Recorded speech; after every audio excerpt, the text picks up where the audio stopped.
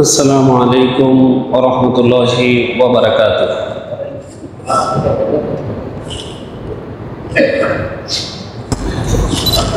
উপস্থিত শ্রদ্ধাভাজন সম্মানিত মহান আল্লাহ পাক রব্বুল আলামিনের পবিত্র ঘরের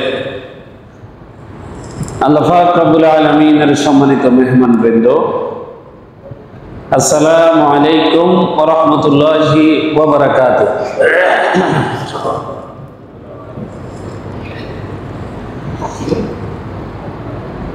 বিশ্বজাহানের একমাত্র সৃষ্টিকর্তা, লালন পালন কর্তা, জীবনদাতা, হায়াতদাতা, রিজিকদাতা, নিয়ন্ত্রণ কর্তা মহান রবের শুকরিয়া আদায় করছি, যিনি আমাদেরকে পবিত্র শাওয়াল মাসের পবিত্র জুমার দিনে, সর্বশেষ জুমার দিনে, শাওয়াল মাসের শেষ জুমা, আল্লাহ পাক রব্বুল আলামিনের এই বিশাল সৃষ্টি জগতের মধ্যে সবচেয়ে দামি জায়গা, সম্মানিত জায়গা, আল্লাহর পবিত্র ঘর মসজিদে এসে জুমার নামাজ আদায় করার যে প্রভু আমাকে আপনাকে সুস্বাস্থ্য, নেক হায়াত এবং আল্লাহর ঘরে এসে আল্লাহর মেহমান হয়ে আল্লাহর ইবাদত করার তাকদীর এবং কপাল দান করলেন। আসুন সেই মহাবিশ্বের মহান প্রভু, মহান রবের শুকরিয়া আদায় করি। আমাদের অন্তরের অন্তঃস্থল থেকে, হৃদয়ের গহীন থেকে, অন্তরের সবটুকু ভালোবাসাকে উজাড় করে দিয়ে আমরা আল্লাহর শুকরিয়া আদায় করি। আলহামদুলিল্লাহ, সুবহানাল্লাহি ওয়া বিহামদিহি সুবহানাল্লাহিল আযীম। ইয়া রাব্বি লাকাল হামদ কামা ইয়ানবাগি লিজালালি ওয়াজহিক ওয়া আযীমি সুলতানিক। লক্ষ কোটি, তার চেয়ে অনেক অনেক বেশি দরুদ ও সালাম প্রেরণ করছি মহাকালের, মহাবিশ্বের মহানবী, আমাদের প্রিয় নবী, সারা দুনিয়ার নবী, বিশ্বজাহানের নবী, মহানবী হযরত মুহাম্মদ মুস্তাফা সাল্লাল্লাহু আলাইহি ওয়াসাল্লামের প্রতি আমরা সকলে পড়ছি আল্লাহুম্মা সাল্লি আলা সাইয়্যিদিনা মুহাম্মদ ওয়া আলা আলি মুহাম্মদ ওয়া বারিক ওয়া সাল্লিম।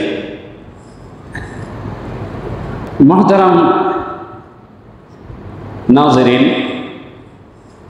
আমরা বয়ান করছিলাম, খুতবা দিচ্ছিলাম, তাবলীগ, তাফসীর, ব্যাখ্যা এবং বিশ্লেষণ করছিলাম, ফাজাইল বর্ণনা করছিলাম।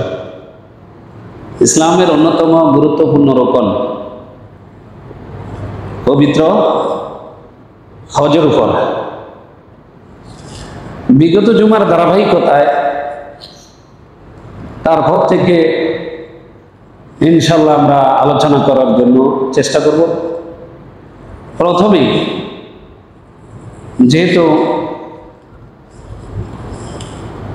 আগামী 29 তারিখ, আর মাত্র কয়েকদিন থেকে আমাদের বাংলাদেশ থেকে ইনশাল্লাহ প্রথম ফ্লাইট হজের উদ্দেশ্যে যাবে ইনশাআল্লাহ। আল্লাহ পাক রব্বুল আলামিন আল্লাহর মেহমান হিসেবে যাদেরকে আল্লাহ পাক কবুল করেছেন, তারা যাতে নিরাপদে মক্কা এবং মদিনায় পৌঁছে হজের যাবতীয় সকল কার্যক্রমগুলি সুন্দরভাবে আঞ্জাম দিয়ে আবার স্বস্থানে ফিরে আসতে পারে, আল্লাহ তৌফিক দান করুক। আমরা গুনাহগারগণ তাদের জন্য দোয়া করছি, আমরা সকলে বলি আমিন। মুহতারাম হাজিরিন, আমরা বিগত জুমায় এখানে এসে আমাদের আলোচনা আমরা ইতি টেনেছিলাম। সেটা হলো যে আদম আলাইহিস সালাতু ওয়াস সালামকে দুনিয়াতে পাঠানোর পর আল্লাহ ওহী পাঠালেন যে আমার আরশে আজিম বরাবর মাঝখানে পৃথিবীতে একটা সম্মানিত জায়গা আমি সৃষ্টি করেছি, মক্কায় মুকাররমা। সেই সম্মানিত জায়গার মধ্যে আরশে আজিমের মাঝখান বরাবর দুনিয়াতে একটা ঘর নির্মাণ করেন আপনি। সেই ঘর কেন্দ্র করে কি করেন আপনি এবং আপনার সন্তান যারা তারা ইবাদত করেন, এবং আমরা সেটাই করছি। এই যে আমাদের এইচ ব্লক মসজিদ, আমাদের যে মেহরাব রয়েছে, আমরা কোন দিকে ফিরে নামাজ আদায় করতেছি? 5 ওয়াক্ত নামাজ বলেন। আমাদের কেবলা কোথায়? পশ্চিম দিকে, বাইতুল্লাহ। কেবলা কি?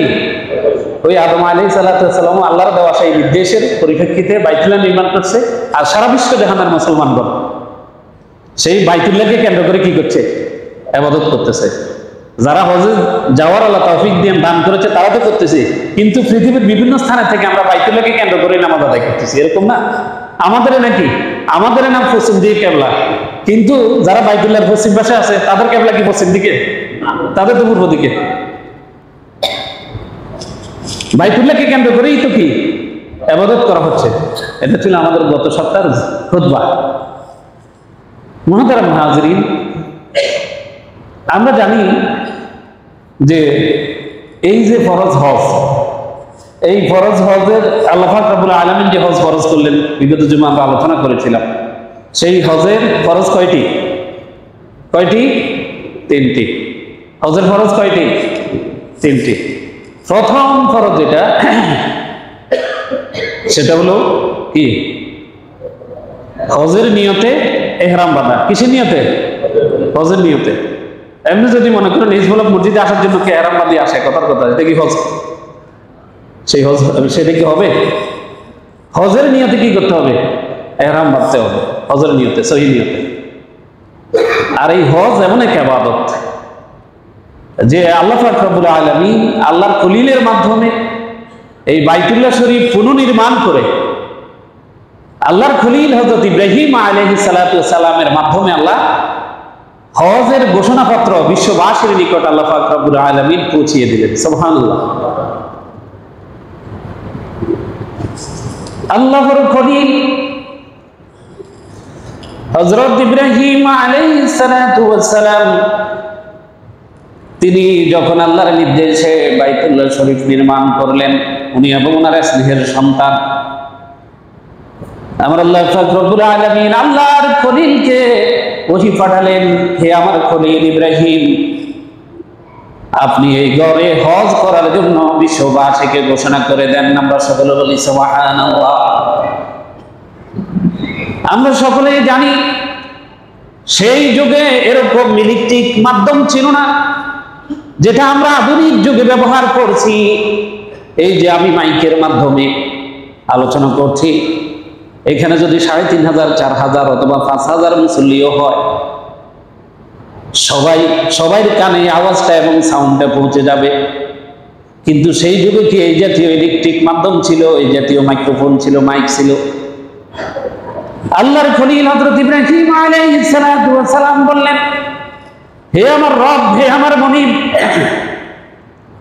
এই নির্বিচ্ছিন্ন মানুষ শূন্য এই বিস্তীর্ণ এলাকার মধ্যে, এই পাহাড় পর্বত এলাকার মধ্যে আপনি আমাকে আপনার ঘর নির্মাণ করার জন্য আপনি আমাকে নির্দেশ দিয়েছেন, আমি ঘর নির্মাণ করেছি। কিন্তু আশেপাশে কোনো মানুষ নাই, এখানে মরুভূমি। আমি যে হজের ঘোষণা দিব, আমার হজ আমি আর আমার সন্তান ছাড়া তো আর কেউ শুনবে না। শুনবে? আল্লাহ পাক রব্বুল আলামিন আল্লাহর খলিলকে বললেন, হে আমার নবী ইব্রাহিম, আপনার দায়িত্ব শুধু ঘোষণা দেওয়া। এই ঘোষণাকে বিশ্বের এক প্রান্ত থেকে আরম্ভ করে from the east of the West, প্রাচ্য থেকে পাশ্চাত্য পর্যন্ত, শিমাল থেকে জুনুব পর্যন্ত, সারা বিশ্বব্যাপী, এমনকি রূহের জগৎ পর্যন্ত এই আপনার এই মুখের ঘোষণা পৌঁছিয়ে দেওয়া দায়িত্ব আমি আল্লাহ পাক রব্বুল আলামিন আমার নিজ কুদরতে গ্রহণ করলাম। আমরা সকলে বলি সুবহানাল্লাহ। পবিত্র কুরআনুল কারীমে সূরা হজ্জের 27 নম্বর আয়াতে আমার আল্লাহ পাক রব্বুল আলামিন সেই ঘোষণাটি পাঠ করার নির্দেশ দিয়ে আল্লাহর খলিলকে আল্লাহ পাক রব্বুল আলামিন বলেন, وَأَذِّنْ فِي النَّاسِ بِالْحَجِّ يَأْتُوكَ رِجَالًا وَعَلَى كُلِّ ضَامِرٍ يَأْتِينَ مِنْ كُلِّ فَجٍّ عَمِيقٍ।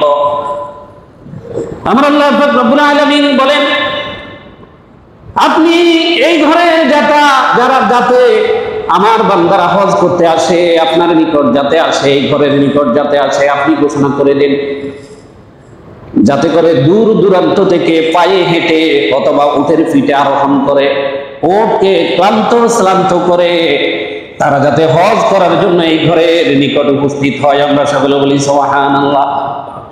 পরবর্তী আয়াতের অংশে আমার আল্লাহ পাক রব্বুল আলামিন বলেন, তারা এখানে হজ করতে আসার পর লিয়াশহাদু ওয়া মানাফিআ লাহুম, আমার আল্লাহ পাক রব্বুল আলামিন বলেন, এই ঘরে হজ করতে আসার পর এই হজের মধ্যে আমি আল্লাহ পাক রব্বুল আলামিন কি ফজিলত রেখেছি, কি মর্যাদা রেখেছি, আমার কি নিদর্শনাবলী রেখেছি, তারা চাক্ষুষ সেখানে আসার পর তারা নিজ চোখে সেটা দেখতে পাবে। আমরা সকলে বলি সুবহানাল্লাহ। আল্লাহর খলিল ঘোষণা দিলেন, আল্লাহর নির্দেশে, কার নির্দেশে ঘোষণা দিলেন? ঘোষণা দেওয়ার সাথে সাথে আমার আল্লাহ পাক রব্বুল আলামিন পৃথিবীর এক প্রান্ত থেকে অপর প্রান্ত পর্যন্ত সারা বিশ্বব্যাপী আল্লাহর খলিলের এই ঘোষণা পৌঁছিয়ে দিলেন।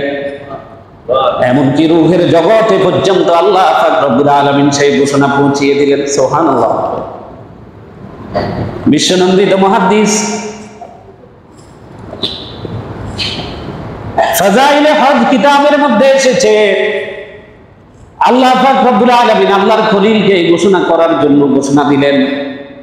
এমনকি আমরা যারা, তখন কি আমরা দুনিয়াতে ছিলাম? বলেন, আপনি আমি কি তখন দুনিয়াতে ছিলাম? সবাই বলেন ছিলাম। কোথায় ছিলাম?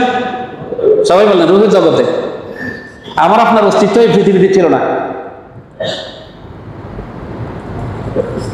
ফাযাইলে হজ কিতাবের মধ্যে মুহাদ্দিস এই আয়াতের তাফসীরে লিখেছেন,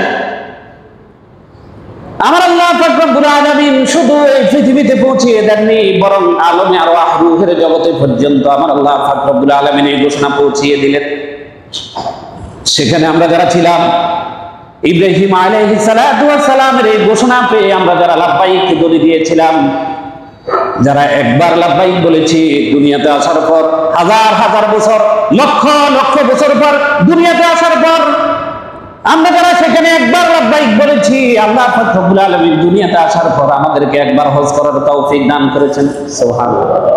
যারা দুইবার বলেছে তাদেরকে আল্লাহ পাক রব্বুল আলামিন দুইবার হজ করার সামর্থ্য দান করেছেন। সুবহানাল্লাহ। যারা তিনবার করেছেন তাদেরকে আল্লাহ পাক রব্বুল আলামিন তিনবার হজ করার সামর্থ্য দান করেছেন।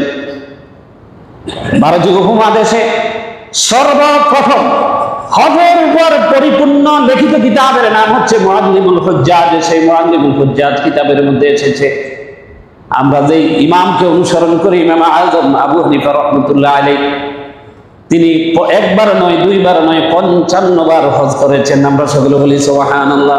কয়বার করছে? সুবহানাল্লাহ। সেই শুধু ইরাক থেকে সৌদি আরব। তাহলে বোঝা যায় যে আমাদের ইমাম তিনি রূহের জগতে থেকে 55 বার লাব্বাইক বলেছেন। সুবহানাল্লাহ। মুহতারাম হাজিরিন, ঠিক তেমনি আমাদের আদি পিতা হযরত আদম আলাইহিস সালাতু ওয়াস সালাম এই বাইতুল্লাহ নির্মাণ করেছেন। কিন্তু বাইতুল্লাহ নির্মাণ করেছেন, হজ আল্লাহ পাক রব্বুল আলামিন আমাদের উপর হজকে ফরজ করেছেন। হজের ফরজ কয়টি বলছি? 3টি। 1 নাম্বার ফরজ হচ্ছে কি? হজের নিয়তে, সহি নিয়তে ইহরাম পরিধান করা। আর এই ইহরাম হচ্ছে সেলাইবিহীন 2টি কাপড়, একটি পরনের আর একটি গায়ে দেওয়ার। এই 2টি কাপড় পরিধান করে প্রথমে ওযু, গোসল, নখ কাটা এবং গোফ কাটা, শরীরের যেই পশমগুলি যেগুলি রাখার জন্য ইসলাম অনুমোদন করেছে সেগুলি রাখা, যেগুলি ফেলে দেওয়ার জন্য ইসলাম অনুমোদন করেছে সেগুলি ফেলে দেওয়া। সকল প্রকার প্রস্তুতি গ্রহণ করে, শারীরিক প্রস্তুতি গ্রহণ করে তারপরে ইহরাম পরিধান করতে হবে। সুবহানাল্লাহ বলি।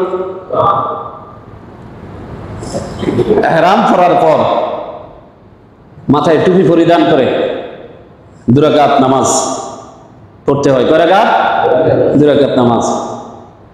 প্রথম রাকাতে সূরা কাফিরুন, দ্বিতীয় রাকাতে সূরা ইখলাস যদি সম্ভব হয়, অথবা কোরআন শরীফ যেখান থেকে খুশি সেখান থেকে পড়া যাবে। এরপর ইহরাম পরার পর তারপরে হজ্জে তামাত্তু যারা করবে তাদের প্রথমত যেহেতু যাই উমরা করে সেখানে, তারপর কি হালাল হয়ে যেতে হয়। আমাদের বাংলাদেশ থেকে বেশিরভাগ হাজিরাই হজ্জে তামাত্তু করে। প্রথমে নামাজ শেষ করার পর তারপর নিয়ত করতে হবে আল্লাহুম্মা ইন্নী উরিদুল উমরাতা ফায়াসসিরহা লি ওয়া তাকাব্বালহা মিন্নী। হে আল্লাহ, আমি উমরা করার নিয়ত করেছি, আমার জন্য সেই উমরাকে আপনি সহজ করে দেন এবং আমার পক্ষ থেকে এই উমরাকে আপনি কবুল করুন। সুবহানাল্লাহ। আরবিতে পারলে আরবিতে নিয়ত, না হলে একবারে বিশুদ্ধ বাংলা ভাষায় নিয়ত করলেও বলেন হয়ে যাবে।